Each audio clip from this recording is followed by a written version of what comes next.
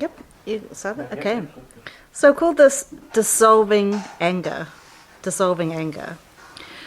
So as we all know, anger is a normal emotion that we're all familiar with, right?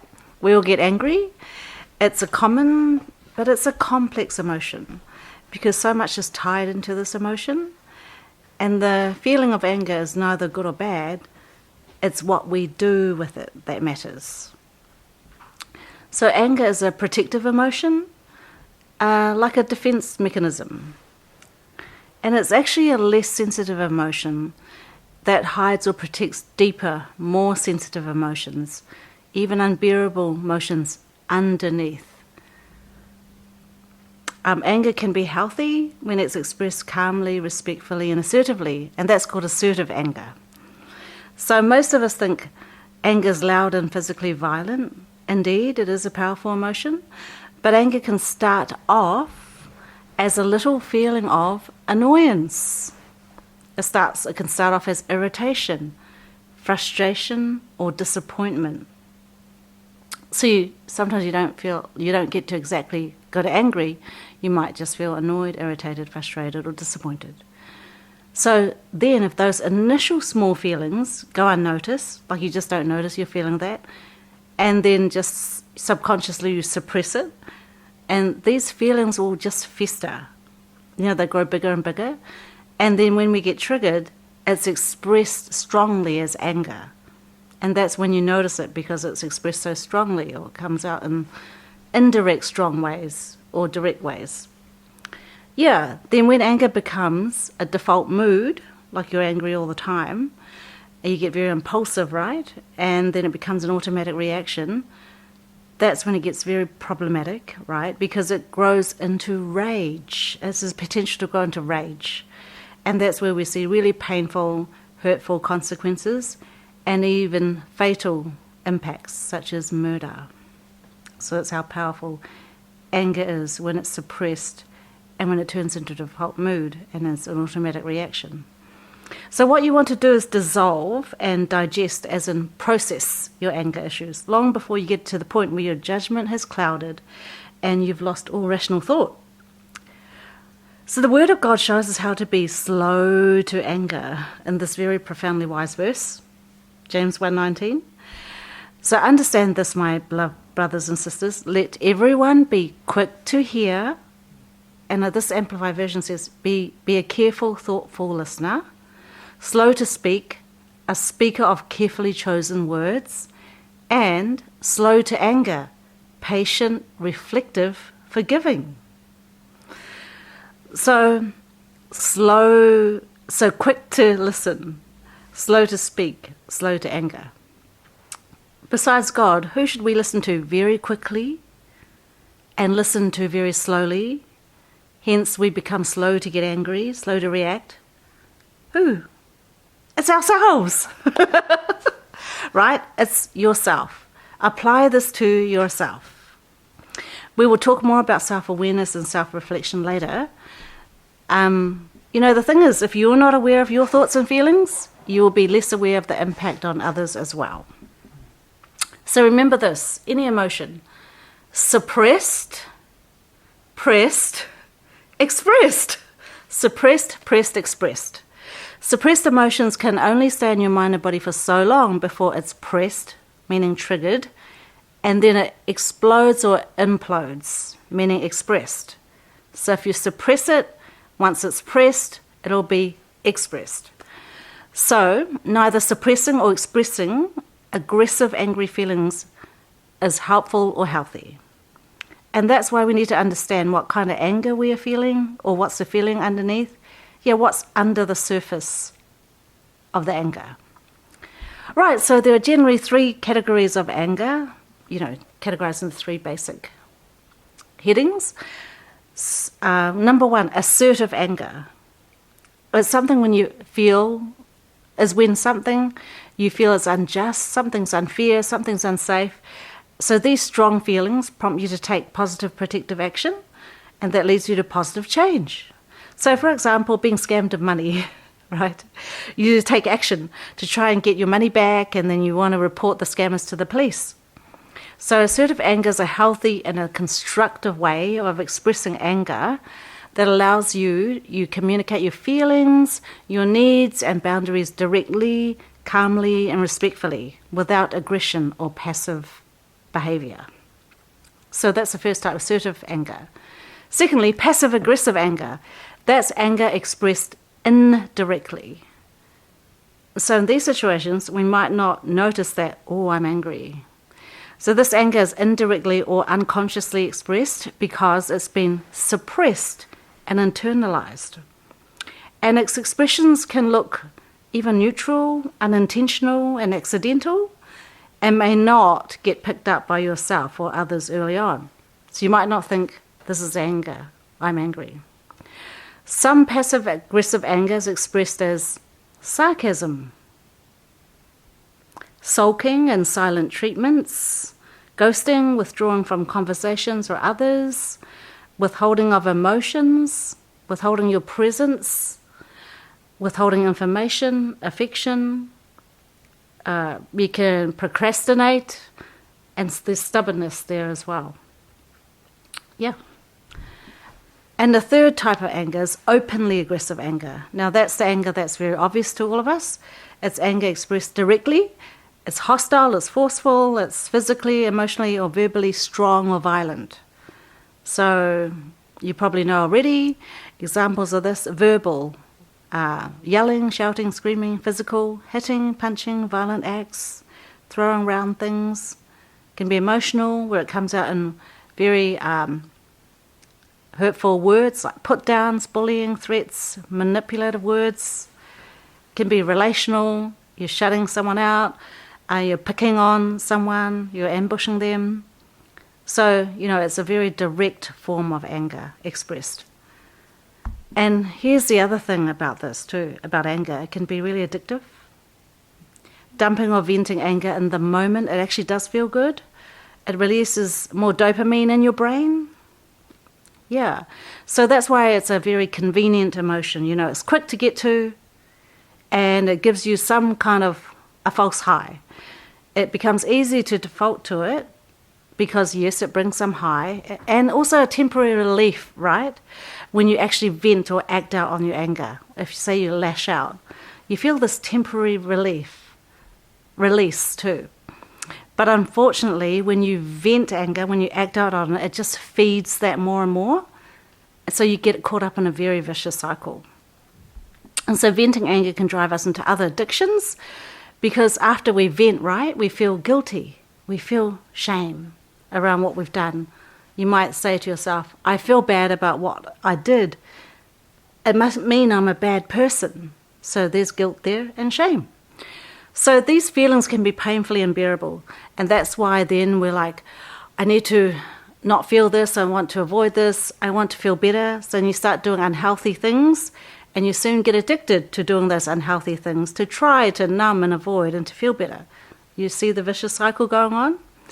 So that's why it's important we get to the root of passive or openly aggressive anger. We need to get to the root of passive or openly aggressive anger. Now, generally, there are three main causes of anger. I mean, they're not the roots, but, some things, sometimes related mental health conditions. You can get anger from that. You can be physically ill. Maybe you have hormonal issues. It could cause a lot of anger. And the main thing is, and it could be a combination of all three, and the main thing is suppression of sensitive feelings. When you're suppressing your feelings, you're not acknowledging them, you're not talking them out, you're not talking about them, you're not processing your feelings. Yeah. And of course we know the consequences, right, of angry reactions. The biggest one is broken trust. If I'm very angry all the time, I will break trust with my husband. He's going to think, or I will just have a very superficial relationship because he has to, he step around my anger, to stay safe. He doesn't want to get close. And he just doesn't feel safe around he doesn't know when I'm going to blow up, when I'm going to, have an outburst. He has to keep himself safe. So it's like walking on eggshells. And that can make us feel, and especially the person who's angry, feel isolated, feel very lonely and get depressed.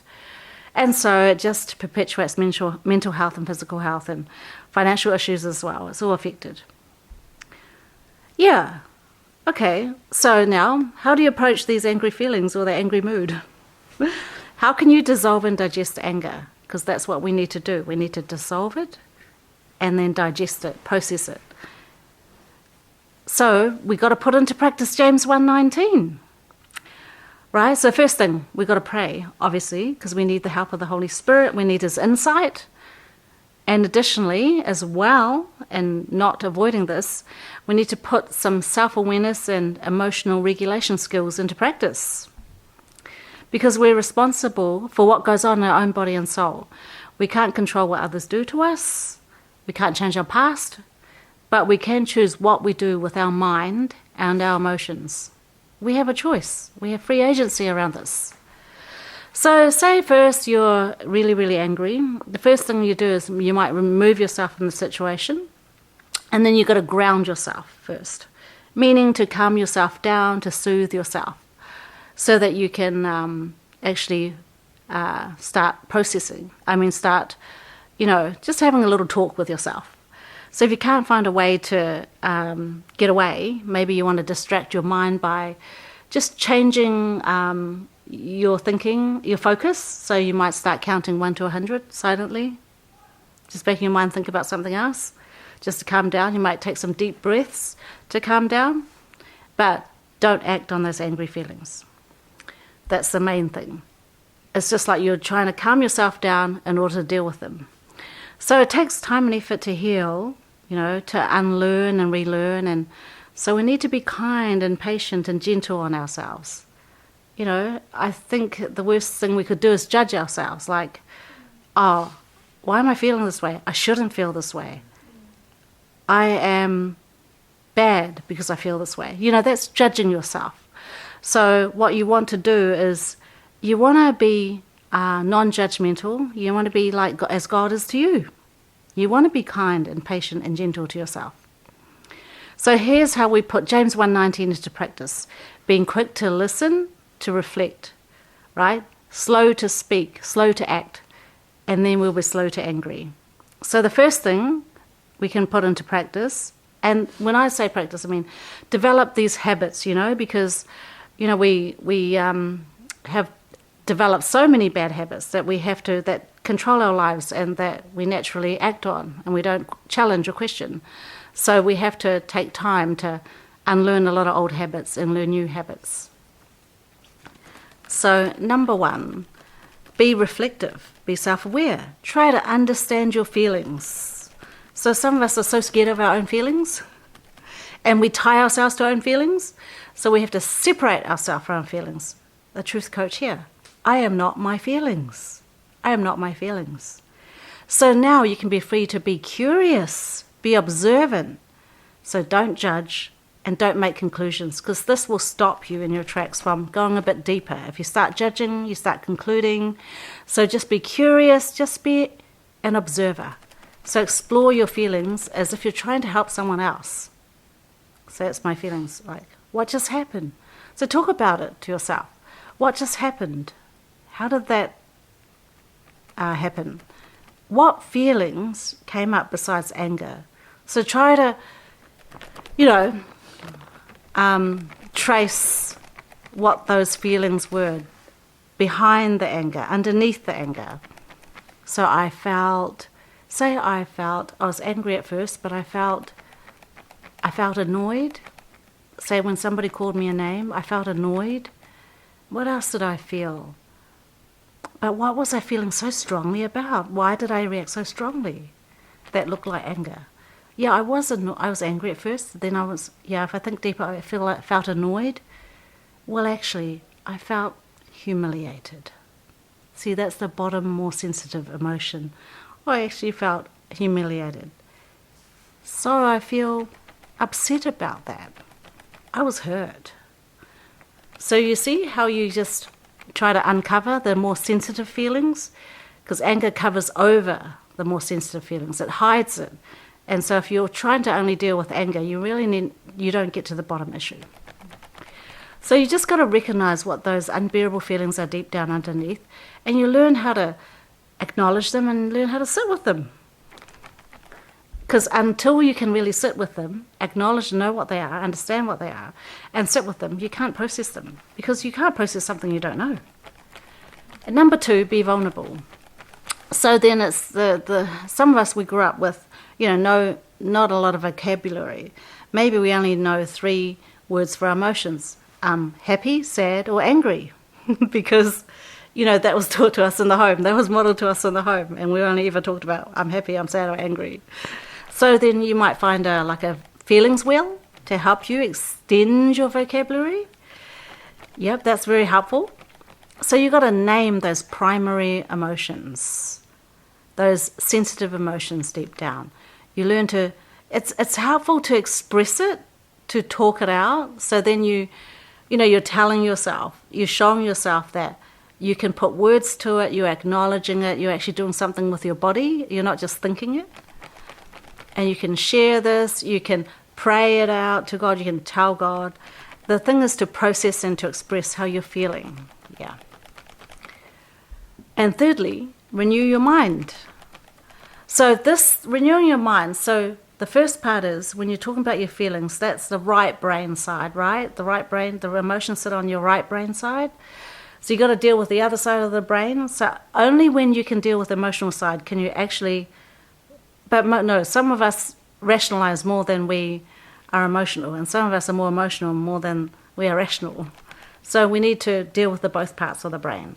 So the renewing our mind part is the left-hand side of the brain. So what thoughts, you think about your thoughts. Now, when I was feeling that, what thoughts were going on? What was I saying to myself? So you're trying to trace the beliefs. Sometimes there are beliefs deep down. Not all the time. Sometimes feelings just get acknowledged and you just feel freer and it's just left you. Or sometimes you get an insight. Holy Spirit tells you, oh, that was from back then. And then you're just calmed and you're at peace and you're assured by that. So trace back to it might be a UBF, might be a WELD, it might be a king lie. So you want to replace the core beliefs with truths or truth coaches. And number 4, be assertive. So this is a part that sometimes we miss, is learning how to be assertive. Because as a child, we always just stayed silent. Then we got resentful. We always just didn't say anything. Nobody knew how we felt and what we needed.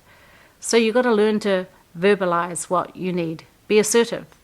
Learn how to express and share your deeper feelings in a gentle and respectful way to the other party, to ask what you need assertively.